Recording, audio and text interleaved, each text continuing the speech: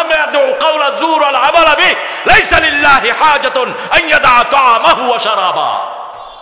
যে মিথ্যা আন্দোলন ছাড়তে পারলো না, মিথ্যা দল ছাড়তে পারলো না, মিথ্যা নেতা ছাড়তে পারলো না, মিথ্যা কাজ ছাড়তে পারলো না, তার উপোস থাকার মধ্যে আল্লাহর কোনো প্রয়োজন নাই।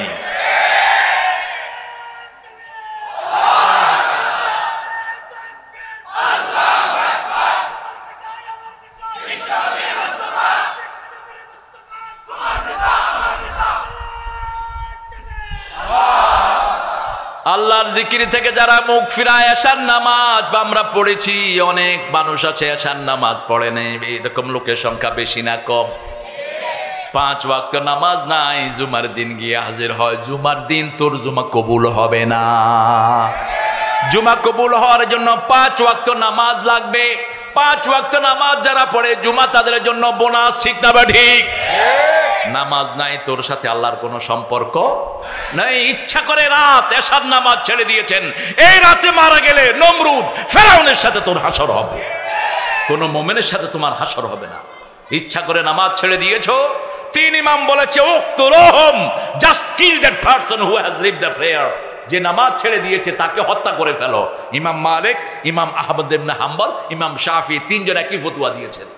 শুধু ইমাম আবু হানিফা বলেছেন না, ওসজুনুহু, keep him in the prison, তাকে জেলখানায় ঢুকাও, যতদিন নামাজ রেগুলার না হয় জেলখানায় রেখে দাও। আর আমাদের দেশে মাশাআল্লাহ ফজর নাই, যোহর নাই, আসর নাই, এরকম লোক বেশি না কম? ফজরের নামাজ, এত বিশাল মসজিদ, বাংলাদেশের খুব কম মসজিদ আছে যেখানে আমরা আলহামদুলিল্লাহ যাই না। আলহামদুলিল্লাহ আমাদের ওয়াজের ক্ষেত্রে ওয়াজের কারণে আপনারা আমাদেরকে ঘুরান বিভিন্ন জায়গায়, তা আমি গেলেই মসজিদে যাই। এখন মসজিদে যাইলে অনেক সমস্যা হয়, মসজিদেও আমাদের জন্য ভালো ভালো জিনিস অপেক্ষা করে। তো এখন মসজিদে যাই, তারপরেও তো গিয়ে দেখি ফজরে 7 জন। টাঙ্গাইলে এক মসজিদে গেলাম, হায়রে বিশাল মসজিদ, মসজিদে গিয়ে দেখি একটা কাতার। বললাম ভাই এই করুণ অবস্থা কেন? কই হুজুর যিনি আমাদের রেগুলার ইমাম তিনিও নামাজে আসেন নাই। বললাম কয়দিন সপ্তাহে আসে? কয় 3 দিনও আসে না। বললাম ফোন লাগান, ও ইমাম এদিকে আয়। কি ইমাম তুই বেডা? ফজরে যারা আসে না এরা মুনাফিক। মুনাফিকের জন্য ফজর এবং এশা খুব কঠিন নামাজ, ঠিক তবে ঠিক? ফজর হলো নামাজের মা। নামাজের কি মা? আকিমিস সালাতা লিদুলুকিশ শামসি ইলা গাসাকিল লাইলি ওয়া কুরআনাল ফজর ইন্না কুরআনাল ফজরি কানা মাশহুদা। সকাল হলো শুনে রে আজান, উঠে রে সোজা ছাড়ে, মসজিদে চল দিনের কাজে, ভুল দুনিয়াদারি। সকাল হলো ওযু করে ফেল রে ধুয়ে, নিশীথ রাতের গ্লানি, সিজদা করে যায় নামাজে, ফেলে রে চোখের পানি। তোর হেসে নিশে প্রভাত হবে, সুখে দিবি পাড়ি। সকাল হলো, ফজর জান নাই, তার সাথে আল্লাহর কোনো সম্পর্ক মান সাল্লা সুবহা ওয়া হুয়া ফি জিম্মাতিল্লাহ। রাসূল বলছেন যে ফজর পড়ে আল্লাহ তার দায়িত্ব গ্রহণ করে নেয়। রাসূল সাল্লাল্লাহু আলাইহি ওয়াসাল্লাম বলছেন, সহিহ বর্ণনা, একটা মানুষ যখন ঘুমায় তার মাথায় 3টা গিট মারে শয়তান। কয়টা? 3টে গিট। বুঝেন তো? গিট তো গিরে গিরে গিরো দেয়, এই 3টা গিট মারে। রাসূল সাল্লাল্লাহু আলাইহি ওয়াসাল্লাম বলছেন, এই যখন ঘুম থেকে উঠে পড়ে লা ইলাহা ইল্লাল্লাহু ওয়াহদাহু ওয়া আশহাদু আন্না মুহাম্মাদান আবদুহু, যখনই ঘুম থেকে উঠে কালেমাটা পড়ে একটা গিট ছুটে যায়। এরপরে যখন ওযু করে আরেকটা গিট ছুটে যায়। যখন নামাজ শুরু করে 3টা গিটই ছুটে যায়। আল্লাহর রহমতের চাদর তার উপরে পতিত হয়। টার্কিতে কিছুদিন আগে কি হয়েছিল? ভূমিকম্প, মনে আছে না আপনাদের? টার্কির ভূমিকম্পে 5 স্টার হোটেলে কিছু প্লেয়াররা ছিল, ফুটবল প্লেয়ার। তো সেখানে একটা প্লেয়ার ছিল খুব নামাজি, আজানের পরেই তিনি মসজিদে চলে গেছেন। ভূমিকম্প হলো, হোটেলে এসে দেখে ফজর পরে হোটেলে তার একজন সাথীও দুনিয়াতে নেই, কিন্তু তাকে বাঁচিয়েছেন কে? তিনি তখন ইমাম সাহেবের কাছে গিয়ে ঘটনা বলেছেন। ইমাম সাহেব বলছেন, আমার নবী বলেছেন সাল্লাল্লাহু, যে ফজর পড়ে তার দায়িত্ব গ্রহণ করেন কে? আপনাদের যাদের রিজিকের কমতি আছে ফজর পড়েন, ফজরের পর ইশাকের সালাতকে রাসূল বলেছেন রিজিকের সালাত, সালাতুর রিজক। রিজিকের সালাত হলো সূর্য ওঠার পরে 2 রাকাত অথবা 4 রাকাত নামাজ পড়বেন, পরে আল্লাহর কাছে রিজিক চাইবেন, আপনার সব রিজিকের ব্যবস্থা করে দিবেন কে? আল্লাহ। আবার 2টা সূরার কথা মুহাদ্দিসিনে কেরাম বলেছেন, মান ক্বারা সূরাতুল ওয়াকিআহ লাম ইউজাদুল ফাকাতু আবাদা।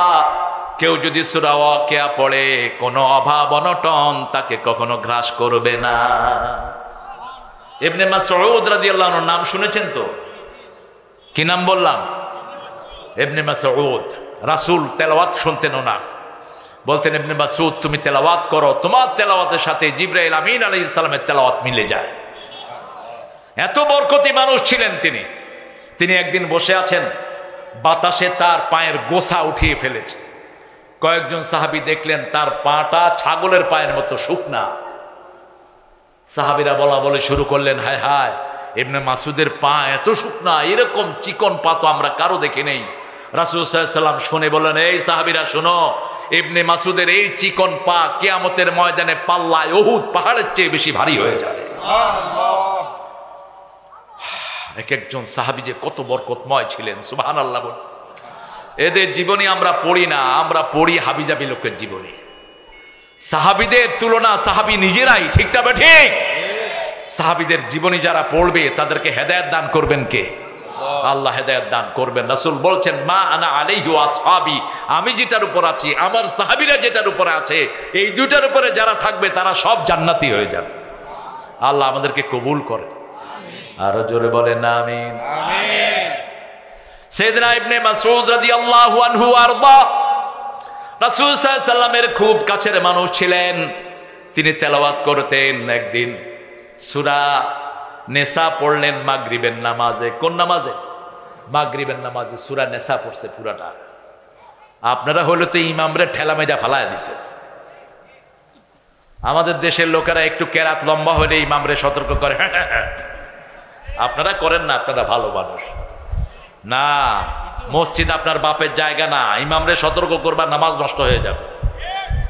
ইমাম যতক্ষণ রাখে ততক্ষণ থাকেন। তবে রাসূল সাল্লাল্লাহু আলাইহি ওয়াসাল্লাম বলেছেন, ইমাম সাহেবেরা আপনারা মুসল্লিদের দিকে খেয়াল রাখবেন, যারা দুর্বল আছে, শিশু আছে, এরকম মুসল্লিদেরকে দেখেই আপনারা তেলাওয়াত শুরু করবেন। একাকি যখন পড়েন যত ইচ্ছা লম্বা করেন, এতে কোনো আপত্তি নাই। কিন্তু যখন মুসল্লিদেরকে নিয়ে পড়বেন, দেখবেন কোনো অসুস্থ রোগী আছে কিনা, কোনো ট্রাভেলার আছে কিনা, কোনো লোক আছে কিনা, he has to need to go to the hospital, তাকে হসপিটালে যেতে হবে, বিভিন্ন রকমের ক্যালামিটি, অসুস্থ অবস্থায় আছে, দুর্ভোগে আছে, এরকম লোক পথচারী থাকে, এরকম লোক দেখলে নামাজটা বেশি লম্বা করবেন না। রাসূল সাল্লাল্লাহু আলাইহি ওয়াসাল্লামের কাছে বিচার দিলেন সাহাবায়ে কেরাম। বিচার দেওয়ার পর রাসূল সাল্লাল্লাহু আলাইহি ওয়াসাল্লাম বললেন, তুমি যখন একা পড়বা তখন লম্বা করো, আর যখন তুমি মানুষকে নিয়ে পড়বা মানুষের প্রয়োজনের দিকে খেয়াল রাখো। মাগরিবের নামাজে রাসূল ছোট সূরা পড়তে বলেছেন, সবচেয়ে বড় সূরা পড়তেন রাহমাতুল লিল আলামিন। কোন নামাজে? কোন নামাজে? তাও একদিন নাস ফালাক দিয়ে ফজর শেষ। সাহাবায়ে কেরাম বললেন, ইয়া রাসূলুল্লাহ সাল্লাল্লাহু আলাইহি ওয়াসাল্লাম, এত ছোট্ট সূরা দিয়ে তো আপনি কখনো ফজর পড়ান না, অসুস্থ হলেন নাকি, ওহী আসলো নাকি? রাসূল সাল্লাল্লাহু আলাইহি ওয়াসাল্লাম বললেন, যখন আমি নামাজ শুরু করেছি আমার কানে শিশুর কান্না ভেসে এসেছে, আমার মনে হয়েছে ওই শিশুর মা আমার পিছনে নামাজে দাঁড়ানো। আমি যদি নামাজ লম্বা করি ওই শিশুটার কষ্ট হয়ে যাবে, সেই জন্য আমি নামাজটাকে সংক্ষিপ্ত করে দিয়েছি। তিনি শুধুমাত্র মানুষের, শুধুমাত্র যুবকদের নবী নন। ওমা আরসালনাকা ইল্লা রাহমাতাল লিল আলামিন, সারা দুনিয়ার জন্য যত বড় আলমের রব আল্লাহ, তত বড় আলমের জন্য রহমত হলেন মুহাম্মদ সাল্লাল্লাহু। কিন্তু চাইতে হবে কার কাছে? আরো জোরে বলেন, ইল্লা তাযকিরাতাল লিমান ইয়াখশা, যারা আল্লাহকে ভয় করে। কারা আল্লাহকে ভয় করে? কারা আল্লাহকে ভয় করে দেখেন, আল্লাহ রাব্বুল আলামিন বলছেন ইন্নাল্লাযীনা আমানু ওয়া আমিলুস সলিহাতি উলাইকা হুম খায়রুল বারিয়া জাযাউহুম ইনদা রাব্বিহিম জান্নাতু আদনিন তাজরি মিন তাহতিহাল আনহার খালিদিনা ফিহা আবাদা যালিকা লিমান খাশিয়া রাব্বাহ। কাকে ভয় করতে হবে? আল্লাহকে। ভয়ের ব্যাপারে কোনো শিরক নাই। আপনি যদি বলেন আমি র‍্যাবকে ভয় করি, অমুককে ভয় করি, এমুককে ভয় করি, আপনি মুশরিক, আপনি মুশরিক। ভয় থাকতে হবে কার? আল্লাহ। চিৎকার করে বলেন আল্লাহ। ভালোবাসায় শিরক থাকবে, ভালোবাসা থাকবে বিবির জন্য, টাকার জন্য, সন্তানের জন্য, যানবাহনের জন্য। কে বলছেন? সূরা নিসার ভিতরে আল্লাহ, সূরা আল ইমরানে আল্লাহ বলছেন যুয়্যিনা লিন-নাসি হুব্বুশ শাহওয়াতি মিনান নিসা ওয়াল বানিন ওয়াল কানাতিরিল মুকানতারাতি মিনাজ যাহাবি ওয়াল ফিদ্দা ওয়াল খাইলিল মুসাওয়ামাহ ওয়াল আনআমি ওয়াল হারস যালিকা মাতাউল হায়াতিদ দুনিয়া ওয়াল্লাহু ইনদাহু হুসনুল মাআব। এগুলো দুনিয়ার সম্পদ। বিবির ভালোবাসা সবার মধ্যে আছে না নাই? সন্তানের ভালোবাসা আছে না নাই? স্বর্ণের ভালোবাসা আছে না নাই? ঘোড়ার ভালোবাসা আছে না নাই? কিন্তু সবচেয়ে বেশি ভালোবাসতে হবে কারকে? আল্লাযীনা আমানু আশাদ্দু হুব্বান লিল্লাহ। আল্লাহ বলছেন আশাদ্দু হুব্বান, সবচেয়ে বেশি ভালোবাসা আল্লাহর জন্য হতে হবে। আল্লাহ এটা বলেন নাই শুধু আল্লাহকে ভালোবাসতে হবে না, আল্লাহ বলেছেন সবচেয়ে বেশি ভালোবাসাটা হতে হবে কার জন্য? আল্লাহর জন্য। আল্লাহর জন্য। যেমন নামাজে যাবেন, ফজরের নামাজের আযান হচ্ছে, বিবি বাচ্চার সাথে নিয়ে ঘুমিয়ে আছেন, যখনই আজান হলো এখন বিবির মোহাব্বত বড় নাই, মোহাব্বত বড় কার? ঘুম থেকে উঠে কোথায় চলে যাবেন? মসজিদে চলে যাবেন। আস-সালাতু খায়রুম মিনান নাওম। ঘুম থেকে আমরা মুখেই বলি কিন্তু কাজে নাই। অসুস্থ হলে শুধু ডাক্তারে দৌড়ায়, এরকম লোক বেশি না কম? হায় হায় রে কি হইল রে, আরে মুশকিলের কথা। অসুস্থ হলে নামাজে দাঁড়ান, অসুস্থ হলে তেলাওয়াত করেন। মানুষের 65% হলো মানুষ মানসিক রোগী, মাত্র 35% হলো ফিজিক্যাল। আজকে সারা পৃথিবী বলছে এটা। জাপানের একজন বৈজ্ঞানিক মিশরীয়, তিনি মানুষ যে কোরআন পড়ে ফু দেয় এই আয়াতের উপর গবেষণা করে তিনি মুসলমান হয়ে গেছে। তিনি দেখলেন মানুষ কোরআন শরীফ পড়ে ফু দেয়, আমরা দেই না? কথা কন না কেন? আমি এখানে এসে এক কাম করছি, এক লোক এসে বলছে আমার বিবির অসুস্থতা সারে না, মেডিকেলে যেটা চিকিৎসা হয় না সেটা চিকিৎসা হয় কি দিয়ে? আরো জোরে বলেন। তো তিনি বলছেন তিনি গবেষণা করে দেখে মাইক্রোস্কোপ দিয়ে, যখন কেউ কোরআন পড়ে ওই পানিটার উপর একটা সোনালী আভা ঘুরতে থাকে, একটা নূরের আভা ঘুরতে থাকে, কারণ কোরআন হলো পুরোটাই নূর। পুরোটাই কি? নূর। এই পানি যখন কারো শরীরে যায় রোগ যে ভালো হবে তাতে কোনো সন্দেহ নেই। ইবনে আব্বাস রাদিয়াল্লাহু আনহু বলছেন কাবাগর তওয়াফ করছি, হঠাৎ করে আমার পেটে ব্যথা শুরু হলো। জমজম তো এমনি ঔষধ, জমজমের পানি নিলাম, রাসূলের মনে করা, রাসূল সাল্লাল্লাহু আলাইহি ওয়াসাল্লামের শিখানো সূরা ফাতিহা আমি পড়ে যখন পানিতে ফু দিলাম, খাইতে দেরি হলো, আমার পেটের ব্যথা ভালো হতে দেরি হয় না। একটু টেস্ট করেন না কোরআনকে, রাজি আছেন তো? ওমান আ'রাদা আন যিকরি, এই কোরআন থেকে যারা মুখ ফিরায় ফাইন্না লাহু মাঈশাতান দনকা, তার দুনিয়ার জীবন কষ্টে ভরে দেব, আখিরাতের জীবনও কষ্টে ভরে দেব। কে বলছেন? সংকীর্ণ জীবন তার জন্য হবে। তাকে অন্ধ করে তুলবেন কিয়ামতের ময়দানে। এখন দেখছেন কি সুন্দর চোখ, কিন্তু মৃত্যুর পরে কিয়ামতের ময়দানে যখন কোরআন বিরোধীরা উঠবে, ইসলাম বিরোধীরা উঠবে, শুধু জুমার নামাজে যাওয়াগুলো উঠবে, 5 ওয়াক্ত নামাজের খবর নাই। জুমার দিন তিনি সবার আগে তিনার জন্য রাস্তা ক্লিয়ার করে দেয়া হয়। নেতা সাহেব আসছে, তোর নেতা পিছনে বসবে, মসজিদে কারোর জন্য জায়গা রাখতে পারবা না। রাসূল নিষেধ করেছেন 3টা কাজ কখনো মসজিদে করবা না, কারোর জন্য জায়গা রাখবা না মসজিদে। ইমামের জায়গা থাকবে, কার জায়গা? তাও ইমাম সাহেব সালাম ফিরিয়ে ওই মুসল্লায় বসে থাকবেন না, রাসূল বসে থাকতেন না। সালাম ফিরিয়ে রাসূল সাল্লাল্লাহু আলাইহি ওয়াসাল্লাম মুসল্লির দিকে তাকাতেন। এরপরে যদি রাসূল সাল্লাল্লাহু আলাইহি ওয়াসাল্লাম নামাজ পড়তে চাইতেন, ইমামের মুসল্লা থেকে সরে গিয়ে নামাজ পড়তেন। আর আমাদের ইমাম সাহেবেরা বইছে তো বইছে, এটা আমি রেজিস্ট্রি করে নিয়েছি। শুধু আসর আর ফজর ছাড়া মুসল্লিদের দিকে ঘুরেও না। পাইছেন কোথায়? 5 ওয়াক্ত নামাজে সালাম ফিরিয়ে রাসূল মুসল্লিদের দিকে ঘুরতেন। 5 ওয়াক্ত নামাজে মুসল্লিদের খবর নিতেন, তসবিহ তাহলিল করতেন, লম্বা জিকির করতেন মাগরিবে এবং ফজরে, আর অন্য সময় শর্ট জিকির করতেন। এই জিকিরগুলো আপনাকে সব বিপদ থেকে আল্লাহ হেফাজত করে দিবেন। ওই যে প্রথমে হাদিসটা বলছি, 3টা কাজ করলে বিনা হিসাবে জান্নাতি হয়ে যাবেন। আবু বকরের বর্ণনায় বলছেন 70,000 লোককে আল্লাহ বিনা হিসেবে জান্নাত দিয়ে দিবেন। আল্লাহ তাদের মধ্যে আমাদেরকে শামিল করে দেন। কোন সাহাবী বলছেন আমি শুনেছি 7 লক্ষ। আমি শুনেছি কি 7 লক্ষ। আবার আরেকটা বর্ণনা এসেছে এই 70,000-এর প্রত্যেকের সাথে আরো 70,000 করে আল্লাহ যোগ করে দিবেন। কারণ আল্লাহর জান্নাতের কোনো কমতি নাই। সবচেয়ে পরে যাকে জান্নাত দিবেন দুনিয়ার সমান 10টা জান্নাত আল্লাহ তাকে দান করে দিবে। 10টা দুনিয়া সমান জায়গা দিবে। সুবহানাল্লাহ বলতে ইচ্ছা করে না। আমি হাদিসটা নিয়ে খুব চিন্তা করলাম যে এটা কয় কি, পরে বুঝলাম যে ঠিক। যেমন ধরেন আমরা যখন মায়ের পেটে থাকি, তখন যদি আমাদেরকে কেউ বলে এই তুমি যখন মায়ের পেট থেকে বের হবা এই মায়ের পেটের সমান 10টা পৃথিবী তোমাকে দেয়া হবে, তখন ওই শিশুকা চিন্তা করবে এটা কি বলে, এখানেই তো ভালো আছে। মায়ের পেটে থেকে যেমন দুনিয়ার চিন্তা করা যায় না, ঠিক দুনিয়াতে থেকে আখিরাতের চিন্তা মাথায় ঢুকবে। এত বড় জায়গা আল্লাহ রেখে দিয়েছেন। ও জান্নাতিন আরদুহাস সামাওয়াতু ওয়াল আরদ। আল্লাহ বলছেন জান্নাতের প্রশস্ততা হলো আকাশ জমিন প্রশস্ত হলে যতটুকু হয় এতটুকু। লম্বা কদ্দুর হেটা বললেন না, প্রশস্ততা বলতেই আকাশও শেষ জমিনও। একটা জায়গা প্রস্থে বেশি হয় না, লম্বায় বেশি হয়। এই যে রাস্তাটা প্রশস্ততায় হলো 500 হাত আর লম্বাতে হলো 200 মাইল, ঠিক না বেঠিক? তো আল্লাহ প্রশস্ততা বলতে আকাশ জমিন শেষ, লম্বা কদ্দুর সেটা আল্লাহ বললেন না। এই জান্নাত আল্লাহ আপনাদের জন্য রেখে দিয়েছেন, আল্লাহ কবুল করেন। আরো চিৎকার করে বলি আমিন। আমরা আল্লাহর কোরআনের কোনো আইন বাদ দেব না। প্রথম আপনার বাচ্চাকে বাঁচান। বাচ্চাগুলো নষ্ট হয়ে যাচ্ছে আমাদের। আজকে ফেসবুকের কারণে আমাদের মেয়েরা নষ্ট হচ্ছে, ছেলেরাও নষ্ট হচ্ছে। স্বামী স্ত্রীর সম্পর্ক শেষ। খাটে শুয়ে বিবি দেখে বিবিরটা, স্বামী দেখে স্বামীরটা। ফেসবুক, ওনারা হলেন ফেসবুকের গোলাম। কিসের এত ফেসবুক? যখন দেখবেন স্বামী স্ত্রী একসাথে দেখেন, 70 বছর বয়সেও শয়তান ধোঁকা দেওয়ার জন্য তৈরি হয়ে থাকে।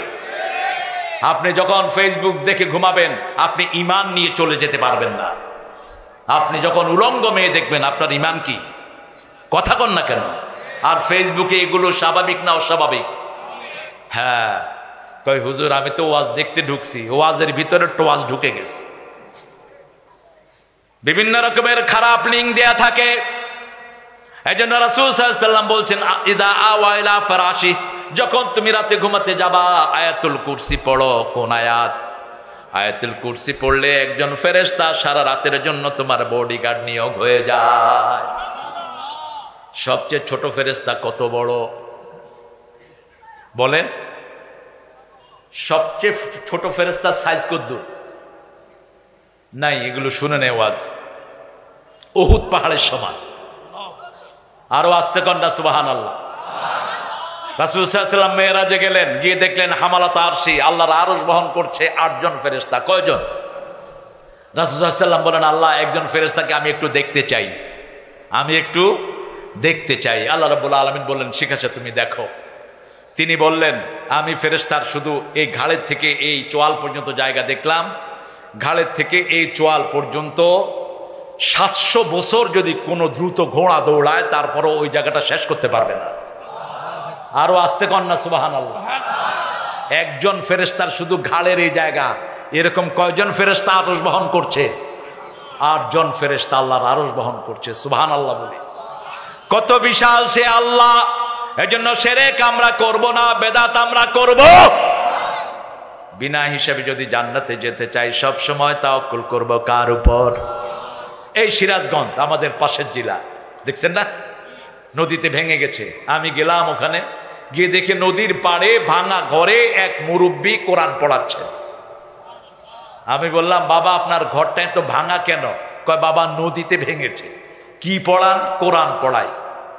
আমি বললাম তো আপনার মন খারাপ হয় না? কয় নিচে যে আল্লাহ দিবেও সেই আল্লাহ। আমি আমার আল্লাহর উপর খুশি আছি। সেই সিরাজগঞ্জের নেয়ামত বেশি না কম? বাংলাদেশের সব দুধ পাওয়া যায় কোথায়? কথা কন না কেন? মানুষকে লুঙ্গি পরায় কারা? এই সিরাজগঞ্জ। সিরাজগঞ্জের লুঙ্গি ছাড়া কোনো বাঁদর ব্যবসা করতে পারে না। রাসূলের সবচেয়ে প্রিয় পোশাক কি ছিল? কি ছিল?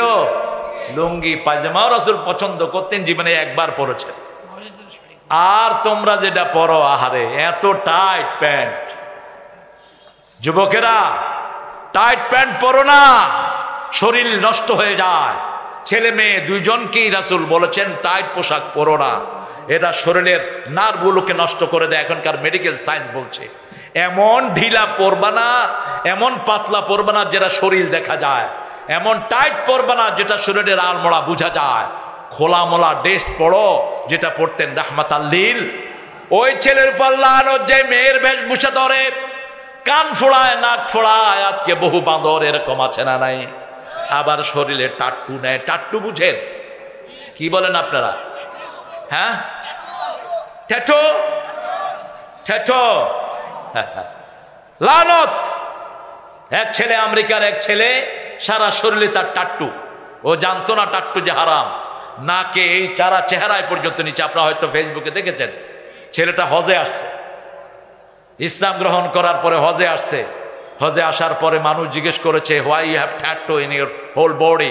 বলছে, আই ডিডন্ট নো দ্যাট। আমি জানতাম না। এখন মাফ করে দিবেন কে? আমার আল্লাহ কত দয়ালু, সুবহানাল্লাহ বলি।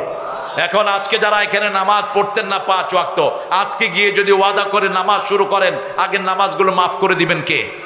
5 ওয়াক্ত নামাজ পড়বো তো? একটু হাত তুলে দেখান তো কারা কারা পড়বেন। বলেন, হে আল্লাহ, খাচ্ছি জীবনে আর কোনোদিন ফরজ নামাজ, ফরজ রোজা, ফরজ কোরআন, ফরজ পর্দা ছেড়ে দেব না। আমিন ইয়া রাব্বাল আলামিন। হাতগুলো নামাই। এবার আল্লাহ রাব্বুল আলামিন বলছেন, তানজিলুম মিম্মান খালাকাল আরদা ওয়াস সামাওয়াতিল উলা। এই কোরআন কোন স্বাভাবিক জায়গা থেকে নাজিল হয় নাই, নাজিল করেছেন কে? এমন একজন নাজিল করেছেন যিনি আকাশের মালিক, জমিনের মালিক।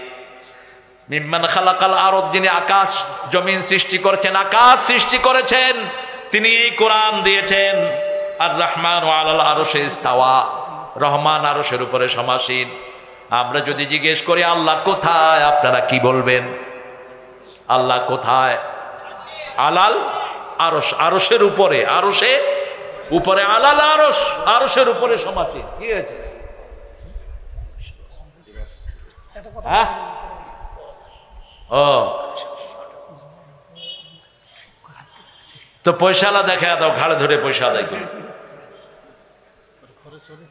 গরিবের টিপে তো লাভ নাই, টিপতে হবে পয়সা আলাদা। পয়সা আলারা পয়সা কোরআনের মাহফিলে দে, কোরআনের মাদ্রাসায় দে, তা নাহলে পয়সার হিসাব দিতে দিতে তুই জাহান্নামী হয়ে যাবে। মাদ্রাসাগুলোতে দাও যদ্দূর পারো।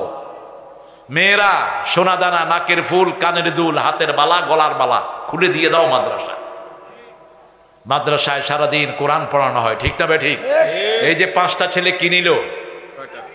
6টা পাগলি নিল। আপনারা পাগলিতে সামিল ছিলেন। এই ছেলেগুলো যত তারাবি পড়বে সব আপনাদের আমলনামায় উঠে দেবে। আর যারা পয়সা দিয়ে এদের পাশে থাকবেন, তাদের ওরা পড়বে, আপনার আমলনামায় কোরআন উঠতে থাকবে। এই বরকত থেকে কেন বঞ্চিত হবেন আপনারা?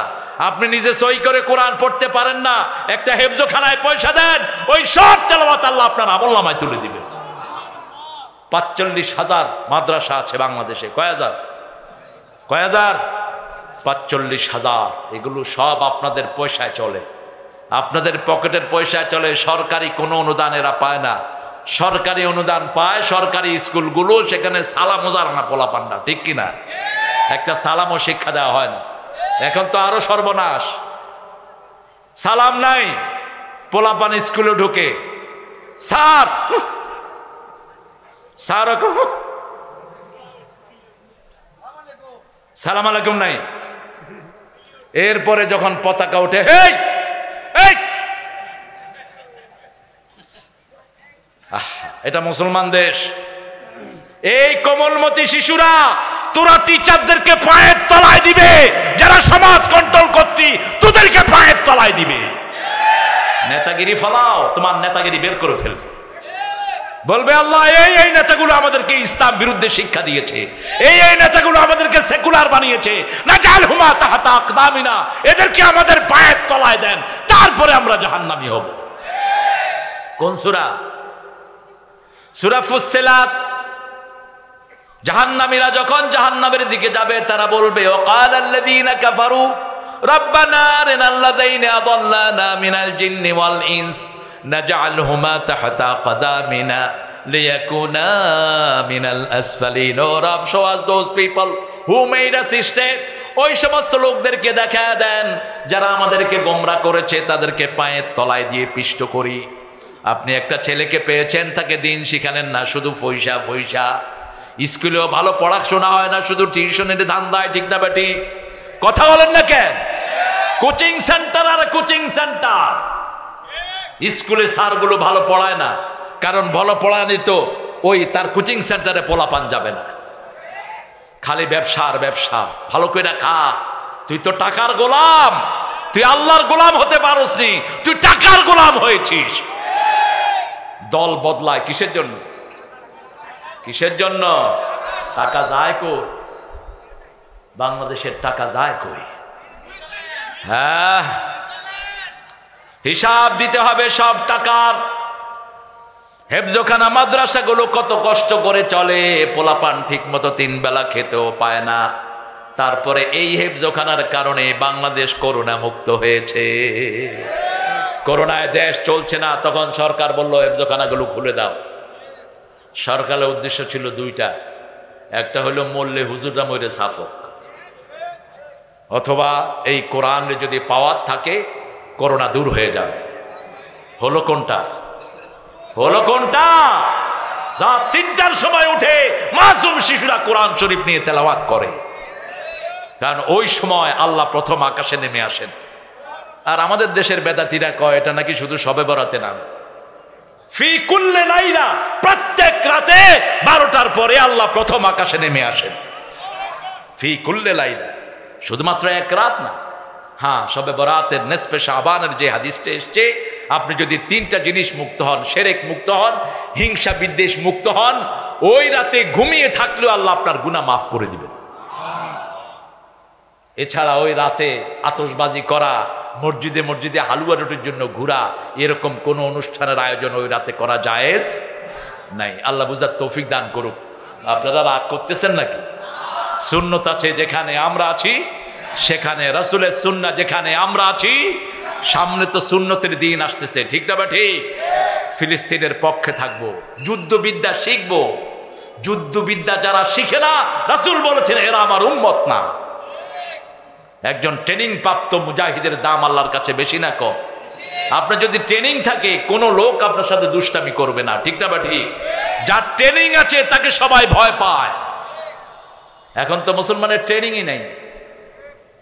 ইসরায়েলে দেখেন মাত্র 54 লক্ষ তাদের ইহুদির বাচ্চারা সারা দুনিয়া থেকে একত্রিত হয়েছে। তাদের নিয়ম হলো তাদের প্রত্যেকটা লোকই যুদ্ধবিদ্যায় পারদর্শী। মেয়েরা 2 বছর যুদ্ধ ট্রেনিং নেয় আর ছেলেরা 5 বছর। এটা হওয়া দরকার ছিল মুসলমানদের। তবে আমাদের মুসলমানদের মধ্যে অর্ধেক হলো নিজের চেষ্টা, আর বাকিটা দিবেন কে? সামান্য ট্রেনিং থাকলেই তাকে বিজয় দান করবেন কে? তোমরা যদি 20 জন ধৈর্যশীল মুসলমান হও, আমি 200 কাফেরের উপর বিজয় দান করে দেব। বদরের ময়দানে বিজয় দান করেছেন কে? সেই আল্লাহ এখনো আছে না? দেখবেন ফিলিস্তিনের এই জিনিসগুলো, ল্যাংড়া, 2টি পা নাই, চেয়ারে বসে বসে গুলাইল মারতেছে। গুলাইল চিনেন তো? কথা কন নাকি? ওই যে এমনি করে মারে, যে কি কয়, বাটুল। এটা কি নাম দিলেন? ইন্না লিল্লাহি ওয়া ইন্না ইলাইহি রাজিউন। ফেরেশতারাও তো এই নাম বুঝবে না, বাটুল। আচ্ছা, বজগুরা আঞ্চলিক ভাষা বাটুল, আপনারা যেটা বুঝেন সেটাই। এই লোক বসে বসে মুসলমান এই বাটুল মারতেছে, আর মারার সময় বলতেছে বিসমিল্লাহির রহমানির। এই বাটুল গিয়ে ইসরায়েলের ইহুদিদের ওই জায়গায় পড়তেছে। বুঝেন নাই? ওখান থেকে বাটুল মারে কদ্দুরিয়া যায়। আল্লাহ রাব্বুল আলামিন বলেছেন ওমা রমাইতা ইদ রমাইতা ওয়ালাকিন্নাল্লাহা রামা। তোমরা যখন নিক্ষেপ করো, তোমরা নিক্ষেপ করো না, তোমরা শুধু উঠাও, নিক্ষেপের কাজটা আমি আল্লাহ করে দেই। আর রামি হিয়াল কুওয়া, ক্ষেপণাস্ত্র, রামি ক্ষেপণাস্ত্র, রামি ক্ষেপণাস্ত্র বুখারীর বর্ণনা। এই ক্ষেপণাস্ত্র আল্লাহ বানায়া দেন। একজন বুড়া মা পাথর উঁচু করে মেরেছে, ওদের সেনাপতি তল পেটে লেগে সাথে সাথে মারা গিয়েছে।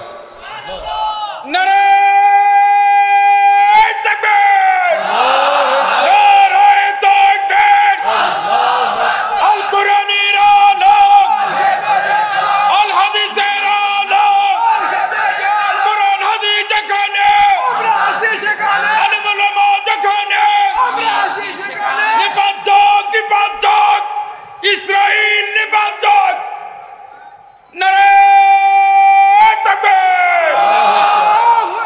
আরে শক্তি নাই আমার ভাইদের। আহা, আপনারা দেখেন না এগুলো? এক সপ্তাহ পরে বাপ তার ছেলে মেয়েদেরকে নিয়ে একটু খাওয়া খাচ্ছেন, আর খাওয়ার প্রতি লোকমতে বলতেছে আলহামদুলিল্লাহ, সুবহানাল্লাহ, আল্লাহু আকবার। কল্পনা করতে পারেন আপনারা? আর আলহামদুলিল্লাহ কত ভালো আল্লাহ আমাদেরকে রেখেছেন। একটু জোরে বলেন না আল্লাহু আকবার, আল্লাহু আকবার। সামনে দিন, মুসলমানদের দিন। এত কিছুর পরেও ইসলামে মানুষ কমছে না বাড়ছে? বলেন তো কয়জন সাহাবী বদর জয় করেছিলেন? কয়জন? এটা বরকতি সাহাবী। আবার মূসা আলাইহিস সালামের যেই সৈন্যরা তালুতের বিরুদ্ধে বিজয় লাভ করেছে তারাও ছিল 313 জন। এই সংখ্যা আমরা এখানে দেব ইনশাআল্লাহ। হাদিসের বর্ণনা এসেছে, বুখারীর বর্ণনা, একটা লোক stranger, he didn't come for this congregation, তিনি এই মাহফিলকে উদ্দেশ্য করে আসেননি। তিনি ওয়াজ পাসিং বাই, তিনি যাচ্ছিলেন, সাডেনলি তিনি দেখলেন যে অনেক মানুষ এখানে জমা। তিনি দাঁড়িয়ে থাকলেন, তার মাথা থেকে পা পর্যন্ত গুনাহ। ফেরেশতারা জিজ্ঞেস করবেন, আল্লাহ আপনার এই লোক মাহফিলের উদ্দেশ্যে আসে নাই, যাওয়ার সময় এখানে দাঁড়িয়েছে, তার ব্যাপারে আপনার সিদ্ধান্ত কি? আল্লাহ সব জানেন। তারপরে ফেরেশতাদেরকে সাক্ষী রাখেন, জিজ্ঞেস করবে ফেরেশতারা, এরা আমাকে দেখেছে নাকি না দেখে নাই? আমার জান্নাত জাহান্নাম দেখেছে নাকি না দেখে নাই? না দেখে আমাকে বিশ্বাস করেছে। তোমরা সাক্ষী থাকো, এই পাপিষ্টের জীবনের গুনাহগুলো আমি মাফ করে দিলাম। কি বরকতি একটা প্রোগ্রামে আমরা হাজির হয়েছি, আল্লাহ কবুল করুন। আরো জোরে বলি আমিন। একটু লেট হয়ে গেছে আর কি, মিডিয়ার অনেক ছেলেরা আসছে, এদের জন্য আপনারা দোয়া করবেন। এদের কারণেই কোরআন, গরিব, বিয়ে করার শখ সবার আছে না নাই? রাসূল বলছেন তুমি বিয়ে করতে চাও? বলছে হ্যাঁ ইয়া রাসূলুল্লাহ, বিয়ে করতে চাই, কিন্তু টাকা পয়সা কিচ্ছু নাই, থাকার জায়গা নাই, খাওয়া নাই, কিচ্ছু নাই, কিচ্ছু নাই, আমার কাছে দুনিয়ারও কিচ্ছু নাই, আর এমনি বিয়ে করারও কোনো সামর্থ্য। রাসূল সাল্লাল্লাহু আলাইহি ওয়াসাল্লাম বললেন হাল আনদাকা সূরাতুল কাউসার, তোমার কাছে কি সূরা কাউসার আছে নাকি? তিনি বললেন হ্যাঁ আছে। হাল আনদাকা সূরাতুল কাফিরুন, তোমার কাছে সূরা কাফিরুন আছে নাকি? হ্যাঁ আছে। হাল আনদাকা ইযা জাআ নাসরুল্লাহি ওয়াল ফাতহু আছে নাকি? আছে। হাল আনদাকা ইযা জুলজিলাতিল আরদু জিলজালাহা আছে নাকি? হ্যাঁ আছে। রাসূল বলছেন তাহলে আর কোনো অভাব নাই, যাও বিয়ে করো। আরো আসতে বলেন আল্লাহু আকবার। এই চারটা জোড়া যার কাছে আছে সে দুনিয়ারও ধনী, আখিরাতেরও ধনী। আল্লাহর হাবিব বলেন এই চারটা সূরা হলো কোরআনের 1/4 এই চারটা সূরা কোরআনের 1/4। আবার আরেক বর্ণনায় বলেন আবু দাউদের যে সূরা জিলজালটা কোরআনের অর্ধেক। সুবহানাল্লাহ, কোরআনের কি অর্ধেক। এই চারটা সূরা যার কাছে আছে তিনি স্বাবলম্বী, বলেছেন মুহাম্মদ সাল্লাল্লাহু। কোরআন আছে যেখানে বরকত আছে। এজন্য যখনই অসুস্থতা হন, কোনো অভাব অনুভূত হয়, সূরা ফাতিহা পড়েন, এটা কোরআনের অর্ধেক, এটা কোরআনের মা। অসুস্থতা ফিল করেন, পড়েন কুল হুয়াল্লাহু আল্লাহুস সামাদ লাম ইয়ালিদ ওয়া লাম ইউলাদ ওয়া লাম ইয়াকুল লাহু কুফুয়ান। এটা পড়েন, পড়েন কুল আউযু বিরাব্বিল ফালাক মিন শাররি মা খালাক ওয়া মিন শাররি গাসিকিন ইযা ওয়াকাব ওয়া মিন শাররিন নাফাসাতি ফিল উকাদ ওয়া মিন শাররি হাসিদিন। এই যে শেষ আয়াতটা, হিংসুক আমাদের বাংলাদেশে বেশি না কম? হ্যাঁ, এত কম করলে আসতে করলেন যে বেশি না কম? ভাইয়ে ভাইয়ের বিরুদ্ধে তাবিজ করে, ভাইয়ে ভাইয়ের ছেলেকে ধ্বংস করে, বোন আপন ভাগ্নাকে ভাতিজাকে তাবিজ করে নষ্ট করে দেয়। ঘরে ঘরে আছে না নাই? কিভাবে বাঁচবেন? পড়েন এটা, আমি শাররিন নাফাসাতি ফিল উকাদ, জাদু টোনা যারা গিঠু দেয়। ওকাব আকদুন থেকে ওকাব, ওকাদ বহু বচন, ওকদাতুনের বহু বচন। ওকাদ গিঠু মারে। রাসূল সাল্লাল্লাহু আলাইহি ওয়াসাল্লামের মতো পবিত্র মানুষকে ইহুদির বাচ্চা আসাম ইবনে লাবিদ রাসূলের চুল চিরি করে নিয়ে 11টা গিট মেরেছে। কয়টা? 11টা গিট মেরেছে। তিনি পড়তেন ভুলে যেতেন, ওযু করতেন ভুলে যেতেন, মাথায় ব্যথা হতো, চোখে ব্যথা হতো, ঘুম আসতো না। আল্লাহ রাব্বুল আলামিন 3 জন ফেরেশতা পাঠালেন, 2 জন মাথার কাছে, 1 জন পায়ের কাছে বসলেন। জিব্রাইল, মিকাইল, ইসরাফিল 3 জন আসলেন মাথার কাছে। কথোপকথন হচ্ছে, মা মারদুক, ওনার রোগ কি? মারদুহু আস-সিহর, তিনার রোগ হলো জাদু। মান ফাআলা হাদা, কে জাদু করেছে? আসাব ইবনে লাবিদ তার 2 মেয়েকে দিয়ে রাসূলের চুল চুরি করে নিয়েছে। চুলের ভিতরে 11টা গিট মেরেছে। কোথায় ফেলেছে? অমুক কূপে ফেলেছে। রাসূল সাল্লাল্লাহু আলাইহি ওয়াসাল্লাম ঘুম থেকে উঠলেন, মুস্কি হাসি। আয়েশা রাদিয়াল্লাহু আনহা বলছেন, কি ব্যাপার? বলছে, আমার যে অসুস্থতা, এটার চিকিৎসা আল্লাহ পাঠিয়ে দিয়েছেন। যে আমাকে অসুস্থ করেছে, যে আমাকে তাবিজ করেছে, জাদু করেছে, তার নামও আল্লাহ বলেছেন। কিন্তু আয়েশা, তুমি তার নাম কাউকে বলো? সুবহানাল্লাহ বলতে ইচ্ছা করে না? কোন নবী ব্যক্তিগত কাজে কারো থেকে প্রতিশোধ নেন নেই। আমি নেলসন ম্যান্ডেলার একটা বায়োগ্রাফি পড়ছিলাম গত পরশু, আমি অবাক হয়ে গেলাম। 27 বছর এই লোকটা জেলখানায় ছিলেন। কত বছর? 27 বছর। 27 বছরে তিনি বলছেন, I couldn't see the sun and moon, I couldn't see the sky throughout my life in the prison. জেলখানায় থাকা অবস্থায় আমি সূর্য দেখিনি, চাঁদও দেখিনি। তিনাকে পিটানো হতো। পিটানোর পরে তিনি যখন মায়ের যন্ত্রণায় তৃষ্ণার্ত হয়ে পানি চাইতেন, একটা দারোয়ান তার মুখে পেশাব করে দিত। তিনি লোকদেরকে বললেন, let's go outside, will see the world, চলো একটু বাহিরে যাই। তিনি তখন প্রেসিডেন্ট আফ্রিকার। ইন্না মাআল উসরি ইউসরা, কষ্টের সাথে শান্তি আছে না নাই? এখন সারা পৃথিবীর ইসলাম আলাদের মধ্যে কষ্ট, আগামীতেই শান্তি অপেক্ষা করছে আমাদের জন্য। এখন টাকার অভাব,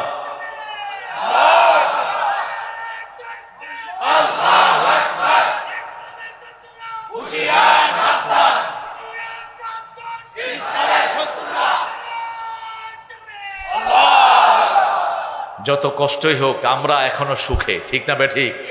আমরা সেজদা দিয়ে যে সুখ পাই, তোমরা 1000 কোটি টাকাতে এই সুখ পাও না। আমরা ঘরে শুয়ে আয়াতুল কুরসি পড়ে যে সুখ পাই, তোমরা 100 কোটি টাকা চুরি করে ওই সুখ পাও না। তোমাদের সারা দিন রাত দুঃখ আর দুঃখ, ঠিক না বেঠিক? নেলসন ম্যান্ডেলা, আমি জানি না তিনি কোন আকীদায় দুনিয়া থেকে বিদায় হয়েছেন, তবে অনেকগুলো ভালো গুণ আল্লাহ তাকে দিয়েছেন। তিনি রাস্তায় ঘুরছেন, ঘুরতে ঘুরতে তিনি তার সাথীদেরকে বললেন, আমি starving man, I am very hungry, I need to eat food, আমার কিছু খাওয়া দরকার। Let's go to any ordinary restaurant, will eat there, চলো যে কোনো হোটেলে যাই, আমরা সেখানে খাবো। এখন লোকেরা বলছে, আপনি একজন প্রেসিডেন্ট। কয়, শোনো, আমি তো মানুষের মুদ খাইছি। জেলখানায় কি খাইছে?